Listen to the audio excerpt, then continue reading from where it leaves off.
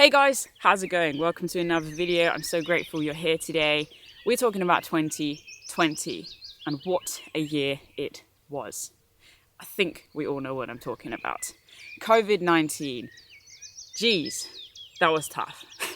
It caused a worldwide pandemic, travel restrictions, lockdowns, curfews, and so much more. To be honest, a little bit of a nightmare it was indeed. And whilst we're not necessarily out of the throes and the chaos and the trauma that it has caused, we are definitely making progress in moving forwards. And so in this video, I want to look back at 2020 and look back at the opportunities that we managed to forge and how we managed to grow wild through that really challenging time. Now, at the beginning of the year, when lockdown was announced or when COVID was announced, I was in the midst of planning wild. I had big things going on. There was walks, talks, workshops. I had all the trips planned. Everything was in the diary pretty much and ready to go. I just summited Ben Nevis in winter conditions to sort of kick start the year off, and it was an amazing experience. I was facing my fears. And so when COVID-19 came almost out of the blue and was announced, it was a massive blow for me personally, especially considering where my mental health was at the time, but also for Wild. But you know, one of the values of Wild, and Wild has a few values in total, but one of those is to show up for the community and to help create a more resilient and generous society. And so under the current restrictions that we were in March last year, I came up with a number of initiatives that could help people get outside, to have meaningful experiences, to connect with nature and with themselves whilst under lockdown. And so 1,000,000 Miles for Mines and the Great Garden Campout were born. And both of these projects were hugely successful. Thousands of people took part. And it was just such an amazing experience to be able to camp out under the stars, or actually in people's living rooms where they stayed, you know, and to be able to log 1 million walking, running, rowing, cycling miles in the name of mental health awareness. Slowly, the months ticked away and I evolved and adapted ideas to keep Wild up and running, always striving to show up and be an active member of our global community. I ran weekly live sessions, launched a flourishing online space, and enjoyed local walks and bike rides to the coast and hills around my home. Perhaps most importantly though, I built new connections, such as meeting Anna, whom you will have seen in some of our recent films, which allowed me to broaden my horizons and begin the development of a whole new way of running Wild.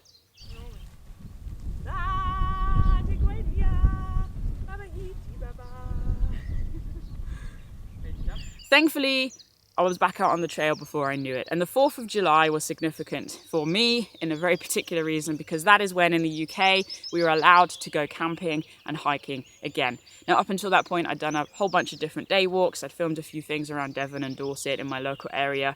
But with the camping restrictions eased, I was able to go and walk the Cotswold Way and the Coleridge Way. And it was on the Cotswold Way that something groundbreaking and life-changing happened. I was walking through the woods on my own. It was sort of early afternoon. I was feeling quite tired. My back injury was really playing up. I was struggling a little bit. And I just found myself stop. I hadn't chosen to stop. I just stopped. I just stood there. And completely out of the blue, completely subconsciously, I said out loud with a very unwavering, strong and confident voice, "I choose life." I was blown away. It took me completely by surprise.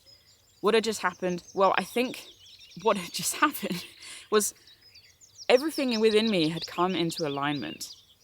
Up until this point, many of you guys know I have struggled so much with my mental health. I've tried to take my life more times than I can even recall. And I've danced with death for a very, very long time. It's a very sketchy, challenging, difficult, desperate place to live in. It's hard to feel joy. It's hard to feel enthusiasm. It's hard to feel excited. But in that moment, something clicked, a switch flicked. And my body, my whole entire cellular being chose life in that moment. It wasn't even a decision, it just happened. It's like I fell into this exploding fire that lit up within me. And I felt reborn. I had a new passion, a new energy, a new drive.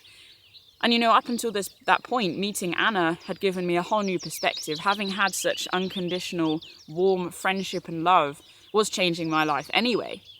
But being out on the trail, having my eyes opened, it's like this lens of mistiness was wiped away and I could see clearly now. I could hold myself in the truth that I am enough. It was incredible. It was an incredible moment, and I will never forget that. And so when I got back from the Cotswold Way, it was very odd because then I was actually really unwell. I had migraines. I had this shivery, cold, sicknessy bug thing. It's almost like my body was expelling the weights and the burden and the bad things that had been living within me and chaining me down. And within a couple of weeks, thankfully, I was up and running again, and I was free. I felt so light and I felt so free, and I feel like a different person since that moment. And I have had experiences of where, you know, I felt like I've been reborn before, but this one was different. This one was deeper. This one was broader. This one was vaster. And so once I was back up and running again, I set out, partnered with Anna in a personal and in a wild sense, to move forward with a new energy and vigor. And what we jumped into, man, it was so good.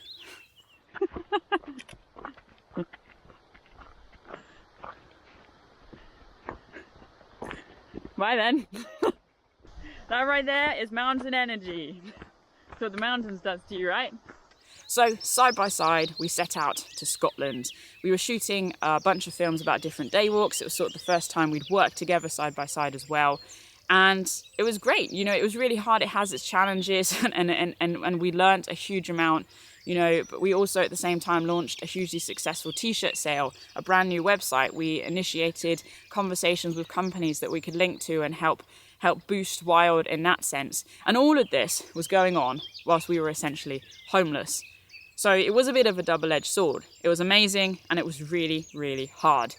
And once we came back down south, we finished up the t-shirt sale, we got things ticking over, and we decided that actually, you know what, we need to go to do something bigger. We needed to connect with a landscape that was going to push us, that was going to break us, and that was going to build us up.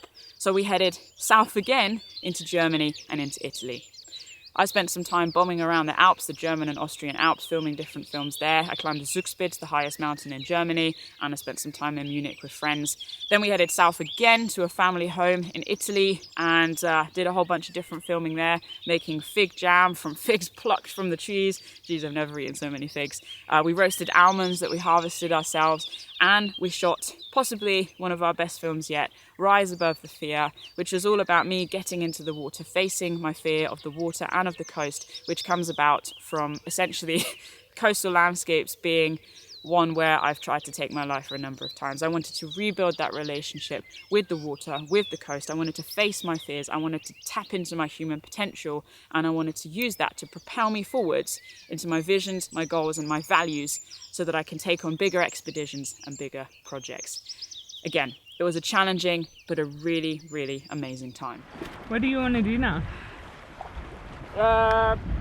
Go back in the water, which is not a natural thing to say.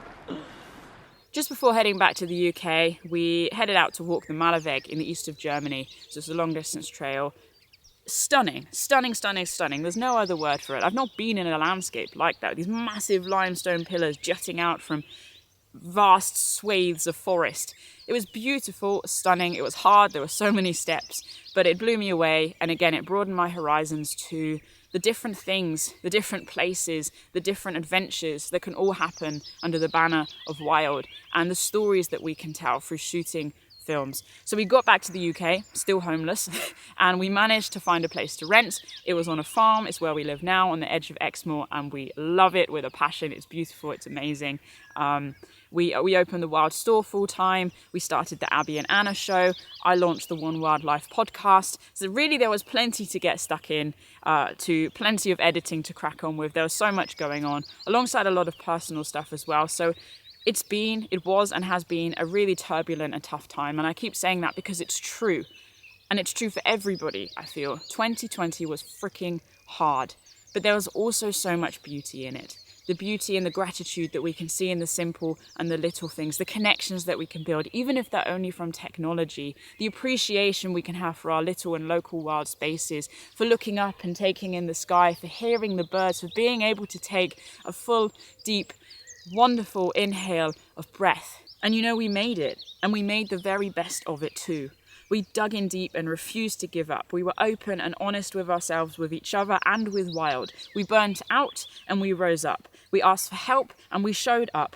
At times, it felt like we were in a washing machine, being thrown about this way and that, and yet others on a steady sail across a calm ocean, certain of our mission.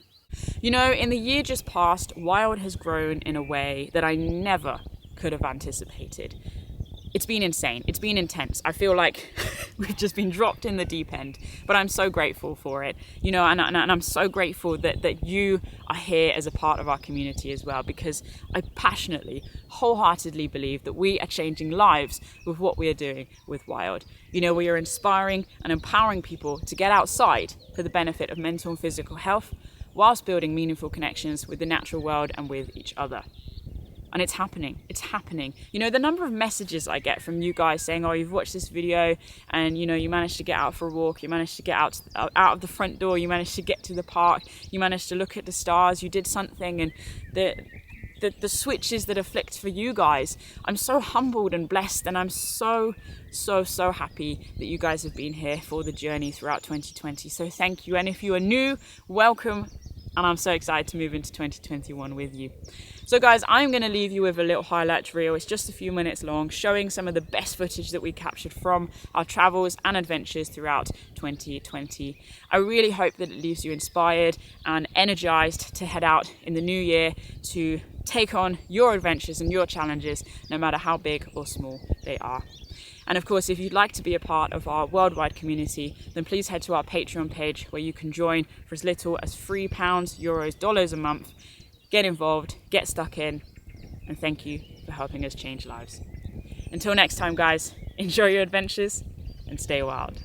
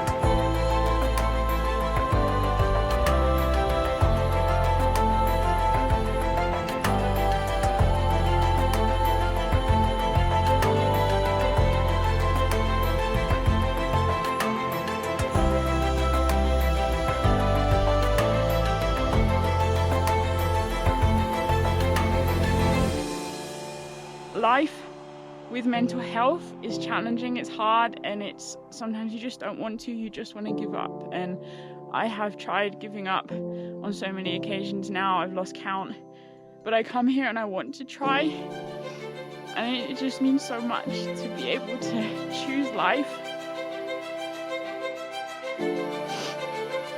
It's good people.